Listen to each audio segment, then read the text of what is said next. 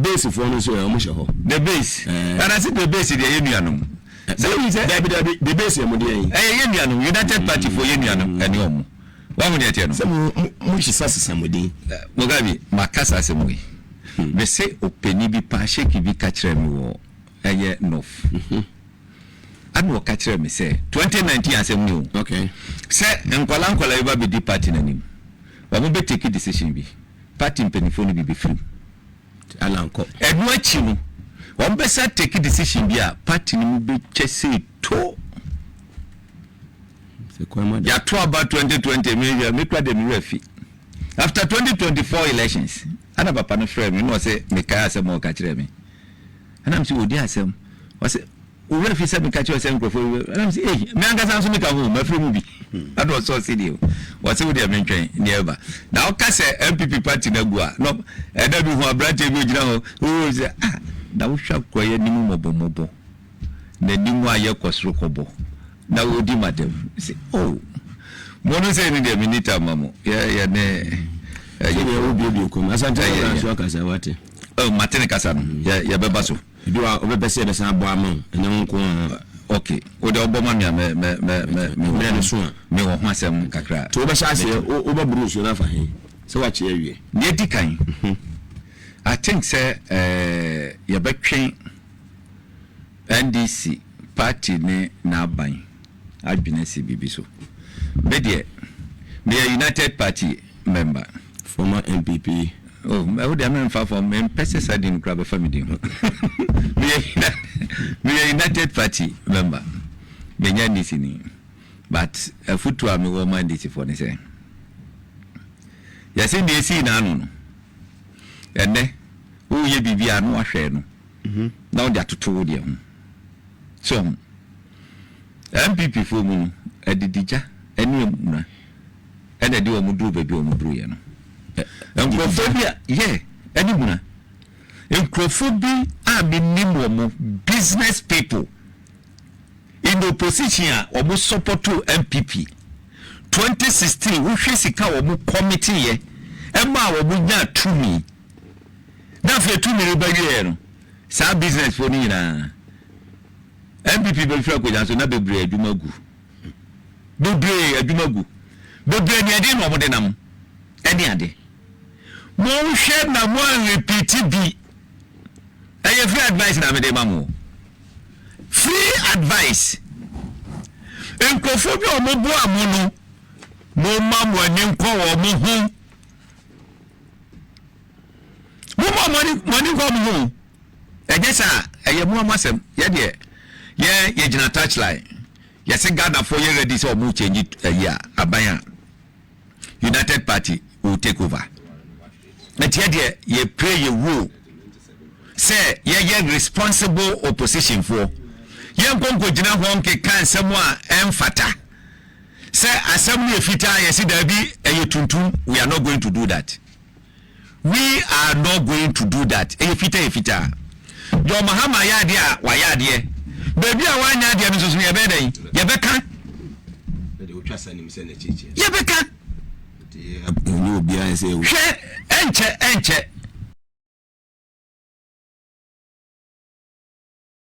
by next week go baby me kro mu kwan achi avi kwan wo mu go kate sword wo be gosu be pushing from my boss straight to achi avi kro mu nyina ye be ye nyina ba papa ba na oye wo ya na ma go gas aban ne ye ye nyedan I will not do that.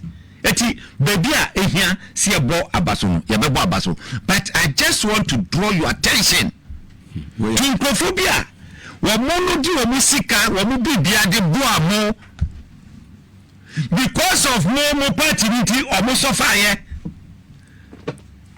because of this nti ebi ko 19 quarter sa 7 years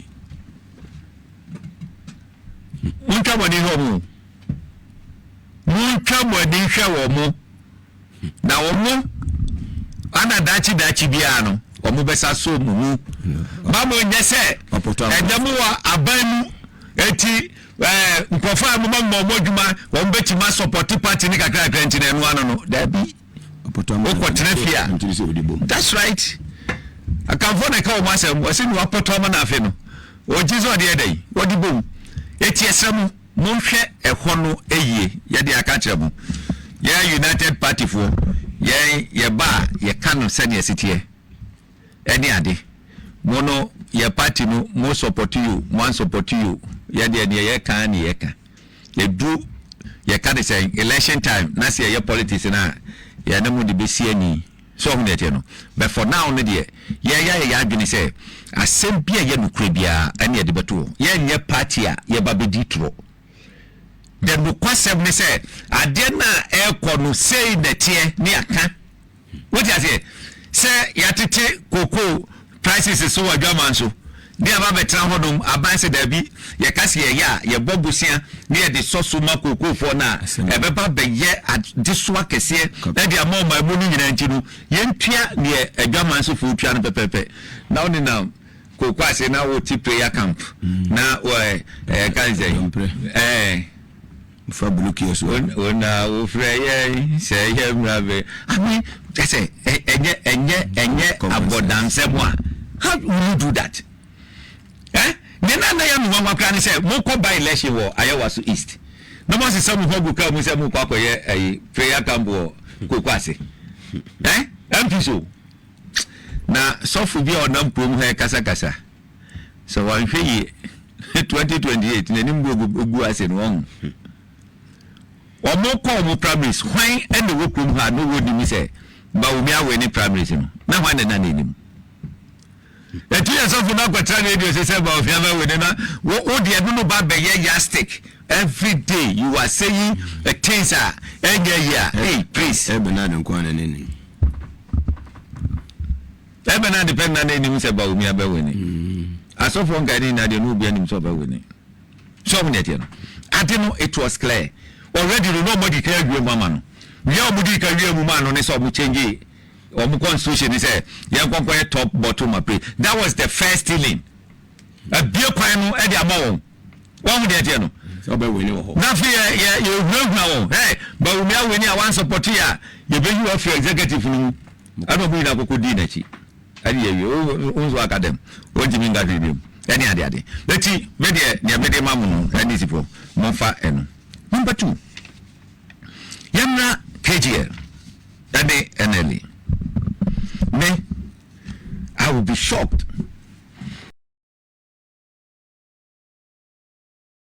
Say, after the directive of the president, say, Omunye review of the KGL contract. Na finance minister ni pedifo akeka hu nyina betena se. Ahwe akase sade we continue. I will be shocked. Do you know why? In fact, the political, enfamum. Obi NPP ni na se oye duma eye. San obi nso ye ndisi ni oye duma eye. So ye gane ni. But se wo fa kataso mwaso kwati kwan so na wo de sisi o mine dia ye beka ho asem. Adenti na KGL wo platform wa create. Hwe amanfo a obi kaloto okomati. Esikafo empenifo asofo ehifo wantimi nkogina kioso mu se ukaloto ama obi ahune se wonne gina ekaloto no etu ofa the phone no wada the short code no watwa omu twa na kese pa dini na eko KGL platform so ontwa obi aka na abomade ego mu di se twa commission so mu obi a enele boss na nkasa woni access to the platform. Ministry of Authority or Damu need access. No regulate adeno. Odi access. Regulator no need access. Odi access. See you. Finance minister odi access. GRA odi access. President of the Republic odi access. Etinipa ba ko pe. Ana wa create na adeno e na hye no bo. Aisha nkwala bobo. Na ne ma me to ball man na wo mo bo no ese na do nkola bi mu twa ne kakara de bufu a wo tambo no hye na moto asia me mo bi ya pa ye mo bi no obi agina wo no wo hwe the same thing and they happen about KGL. Look, KGL say obetua a certain amount 153 million that the ama aban eh so to your first one na no misa de say no boshe so no misa say and you see Kabido said, you see, this country, we are sick. We are sick. Oh, okay. Say, Enya Damba, idea for the nation. Idea for the nation. Let the papa compare idea about the book. Just say, Obian to me, who say, oh, idea where you Obian, okay. We were branch be. What's ready or the Bamay? We were branch be in thesis or yeah on national lottery any other. And I do money a whole preference. What's it up? Yeah, pa, yeah, man platform. Or bet you man, you see just 4 constituencies. Or you see the constituency Ponkata Manso, Ashaman, no Fatema, East, West. So, what's this half 4 we? Upper or Bonfa money say, Sir Enclave, no build platform. No on 5 years, you can say, won't trace come more than yet the whole Ghana if you are my banana. So, I mean, is that 153? No? Is it paying on what percentage? On what percentage? But then 153. Just say, what is or more say, idea where you are 2 cities, and I say there are 3 cities, and maybe I will you 1 city at the Amabine. What would you say? Will be any access. Will be any access. That platform will be any access. Telcos. There be telcos when there's so no other ones now, or mono at the monitor. But 590 of them are KG and no telcos who need and then say online. Oh, me say, or money the revenue assure or money.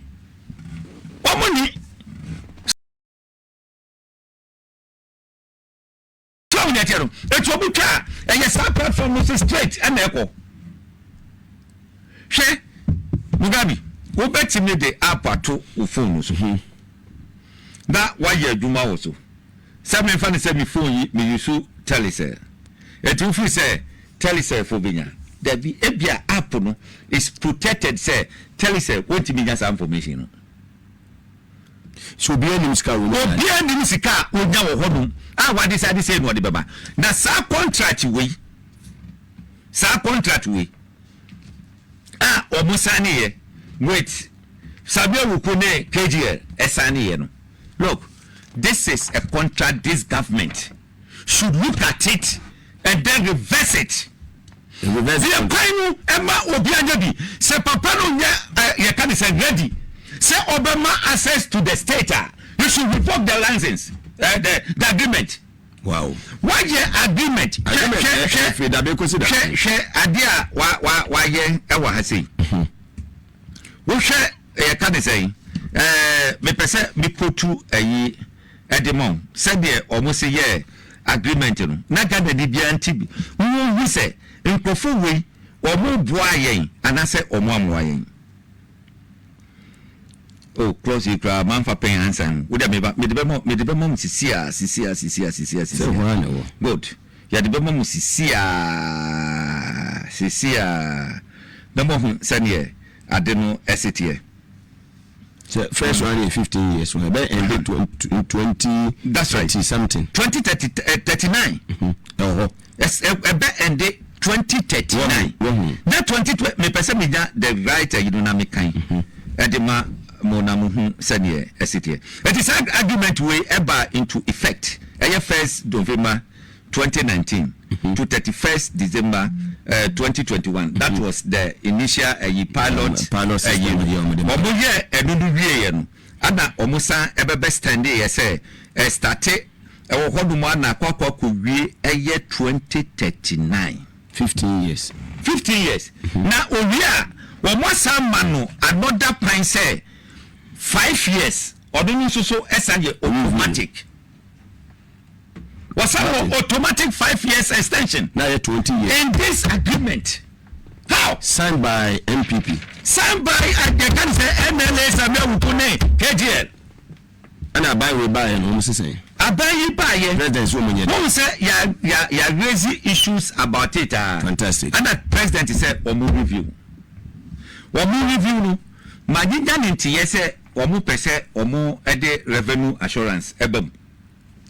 That you say omu Bawumia Campaign, he will also have access to KGL system.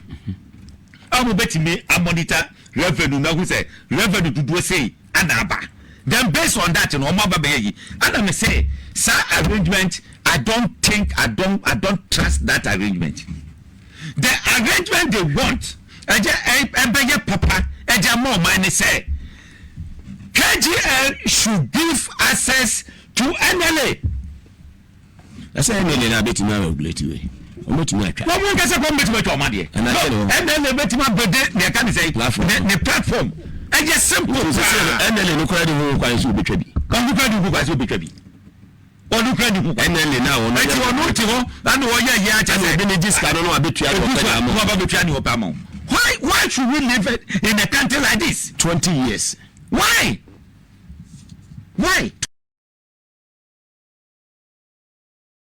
20 years. And Mati say, yes, Eja, one munebo. Only for. That's what you need for nebo. Say ya no cre, on the dear. No, no. Oh, Alezadi. Alex. No. I know NPP executive for UK and Ireland. And that's an amuga. Now then, all the 50th sister birthday. UK. And then was a President Akufo Addo the bush of Bediatuo na Kukugu landing. I don't want for Mahama Mongobi. And one for Mahama Mongobi. If he claims to be a member of NDC and also a sympathizer of NDC, I didn't know why, sir. You see, as I said, you're making sure. Look, I follow to Mune, a year Musha Seginano, Yakobu Nashe. Yakobu Nashe. Let's just say, Nipa Baku, and Kenya Bonu. And Kenya Bonu, said Nipa Baku, Kenya Bonu. Yamon, the 1 year, you say, or Sisi or Mino. Or man need access to the platform. Probably be it is when you 1 billion. No, so I'm 153 million. Now when you are here, I mean, are we not sick? Are we not sick? Share a baby in this world derive its strength, its economic strength from the taxes of the citizenry. A man for not to our moon. Yes, and a game at the same time, a sign a tax. It is almost churches as a can in the they to me and here. Now we practicing. Send the pay, and then be some board member. Who are your board member? And today I'm a movie. Hey, Namono. When you never own this in to me. Wait, Messi, my branch here, me case, or any thesis on a national route. Opa, or when engaging, not until a minute. Or said 20 years. Now say me, bow, not until I got 2 about 4 years. It's a missile contract, will be said 20 years, 15 years, 5 years automatic renewal. When they see it. The secret of it is no we say NDC at the road to unse omuma the mancrofo say omunjeje no fa percentage at the same time no fa employ crofo na chese emrante no so enye adwumanye and omu sign bi ma omu say 10 years et omu say 10 years no sika ni nyina no ebe kwa sponsor NDC. And you know, who pay on the first one with the contract. And to what happened is a bra, you let you buy and I don't take advantage. I don't be term. Says Adia, Moyina. And he said, you can't say, NDC Benya, NDC, you 4 or more awareness. I don't know, Benya says he can, and they are cost of 2 parties. I am not going to say, but what I want to say is, Sir President say, we review identity and revision. As he said, you're perfect. Interest cancellation. Yes. Review no here there, baby. I was here to 2 years. titiri so say mafofo be we ama ba na eye competition ebema say nka Ghana for intimi ni pa ba kontra say ka jo mama bai say ke be ka so nkota etem ade ba ko a ebema na ye perfect and it's a first review and they say aban benya access to the platform you be bi musu amanfo afofra you be bi o amafofo nso aye bi now we look amanfo has been giving money. People have been coerced. People have been bought. Eti wukasa chana NAPO. We are the attitude. It's allegation and boom. So it's alleged say we are trade before. Etu ya hey omube face you here. Media houses. Just say, allegedly, no, just trick ya, Ediamomo. It took up a media house. That's a who bought him back. Hey, we'll be any more bit you ground. Now, for your NDC, and Kofa, allegedly, you see a triamo boom. Who can't people more money, triamo boom. You prepare on Muntimin Rao. I don't want to Muntimin Rao. Yupi. Okay. Oh, Muntimin Rao. The whole thing in allegation. Oh, be so Muntimin Rao. I don't know man who can say maybe. And I say, NDC government, and so I here for 8 years. From NPP time Mugabe, yes, I swagger but power Muslim for you be Mobe. But they are yet to support you on Mugabe. Me. Say on one and Kayen. Me. I am not against it. Some people need NDC issue. Grassroots for what I'm saying is the American the party. The American say, I am against it. What I am against it is he's stealing from the state. In the point he said the 153 million that is paying to the Ghana revenue. On what percentage? Yeah, 1%. No. We just saying we to assess. And it seems woman involved with the to Nasi. So the panel also be my 153 and negotiation behind any quarter say you need access to the platform. But he's paying 153 to us. It means he's getting more. Yes, maybe now we pay less than that. Eti wa maso na banfo edi. How can we? I mean, anything you entertain is anyway. No, do one will be from a senior battery shop. We say we renew the way. We try the way. I no pa. Should be careful. I no pa. Sa lot year we go system. Omo mo pa mo nya hwehwe mu hwe say ehifo na ye omodia. Mo pa mo nya hwehwe mu. Na mo hwe say ehifo na ye omodia. Ebra Sammy Director General. Any idea this I just say, woman, a year day. A year day. What do I see? Way up getting Kophobia Babatuano, and the cat. They say the lottery system NPP for they say, I'm buying him. A Kenya Bonnie, a business. A Kenya Bonnie. What I say? Them said the most true at them. Just to protect some few people.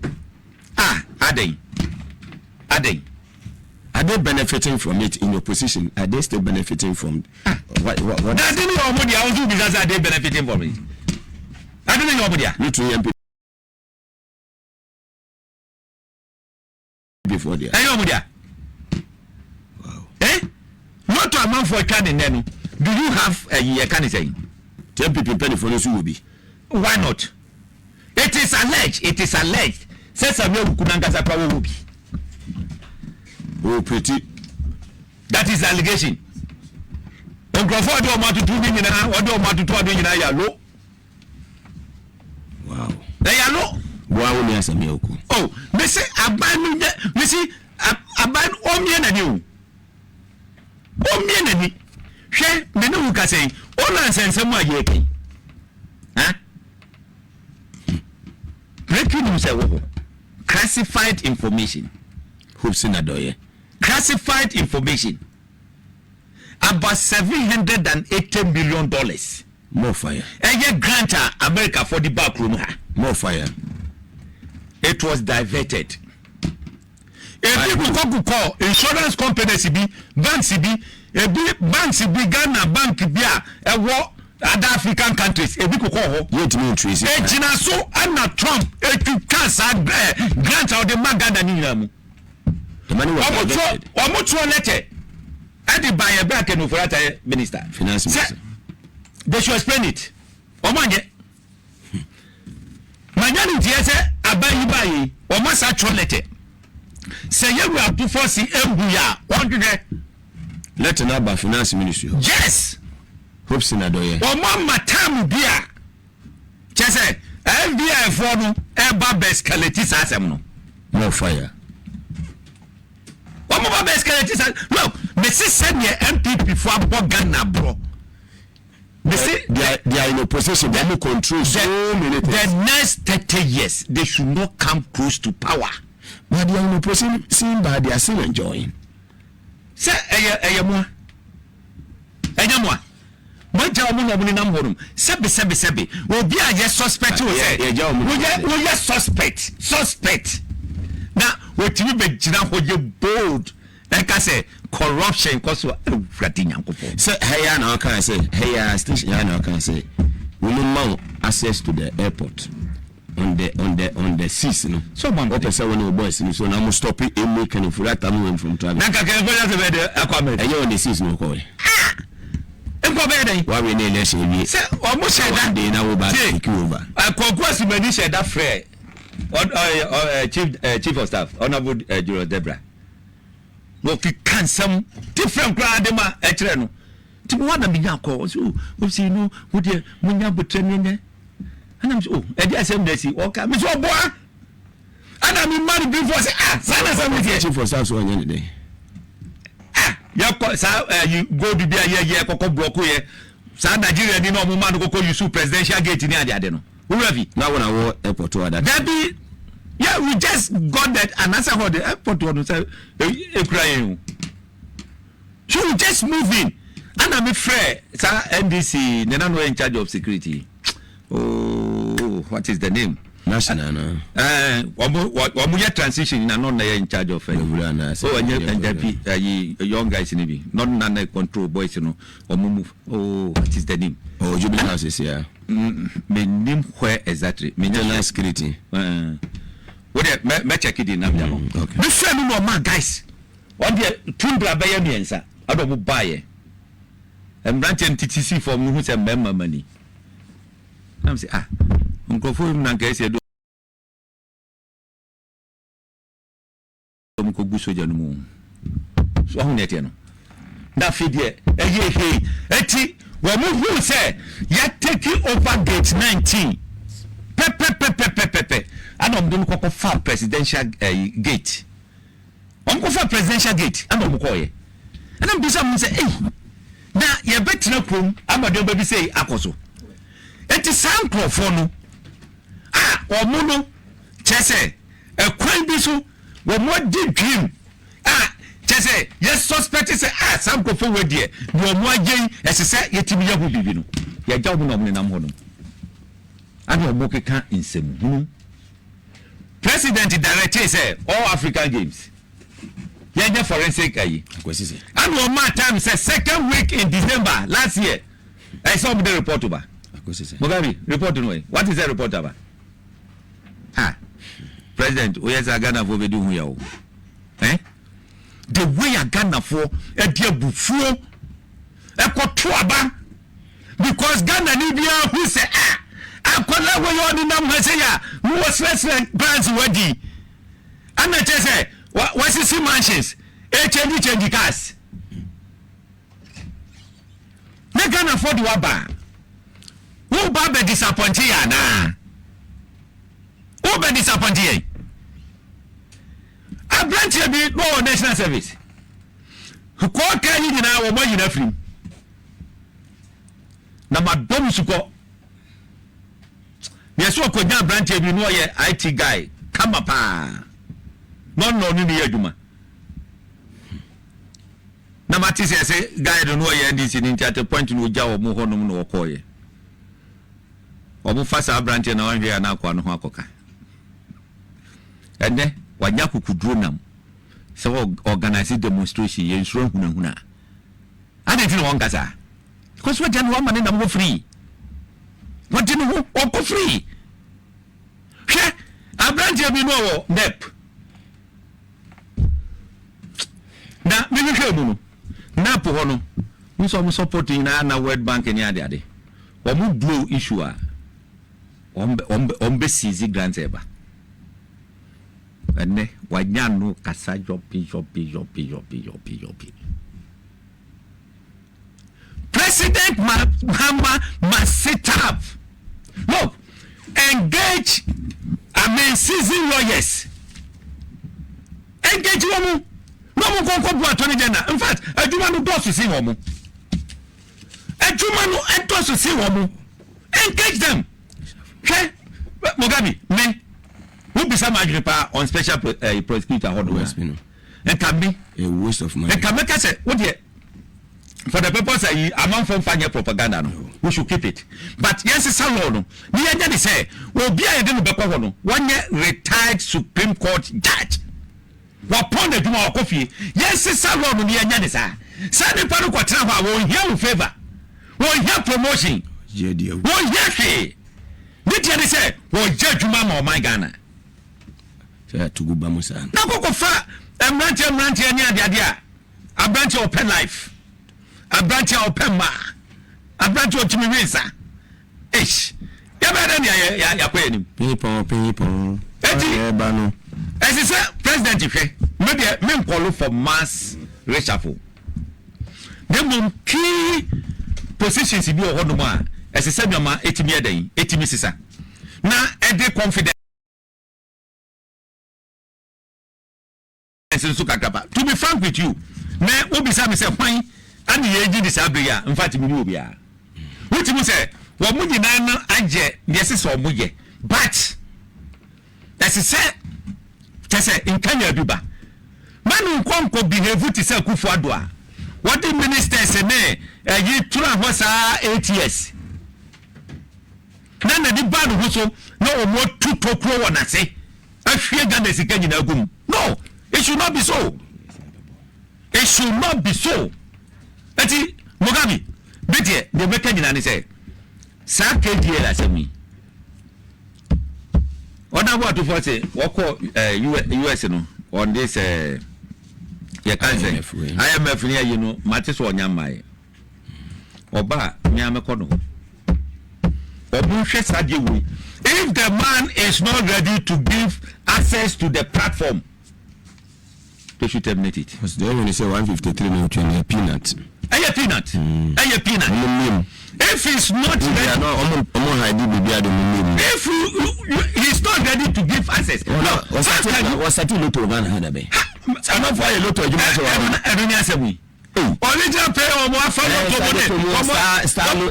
I'm for a demand. When Papa what you any pack at you? When you 65 35. So when you Toby but Mr. Asare so my bro will to me. My brain. Then the Pabaku, the next one sustain a Jumay Bidu. Then you shall offend the Pabaku person on quality. Or more you know, 0.2 term validity and renewal of exclusive. So they were contracting in any. Was say pursuant to clause 1.1, the license here in granted shall be for a term of 15 years, commencing 1st January 2024 to 31st December 2039, subject to review every 3 years, and in the case at the end of the third, 6th and 9th, maybe third, 6th, 9th and 12th, and then 15 years, the license will automatically renew. So no pattern. That is a or more years added again. By 3 years, 3rd year, or my year review, 6th year or my year review, 9th or my year, 12th or my year 15. That is a or more year 2029. Contracted for Beno. Yes, a salary new. See a contracted 15 years. A 2.22 now was upon expiration of term hereby granted, exclusive lances shall automatically renew for a further term of 5 years to make it 20 years. Automatically renewed. Renewed. And in the 50 years, 2039 so and one person renewed. Then they are called 2044. Santa no Magura. Mogabi. That's an way. Famous boy. Now, wrap up home and enough young crow too. Now, we in 3 years' time. That me a senior citizen. It's just 2044. To we sign 20 years contract. 2044. A day. 20 years contract. We sign 20 years contract. NDC government look sharp. Look sharp. Acrobat was don't look right, don't look left. What you say? Nanka, Chase, I can't say, Frighter, it took us Sunyane the other day.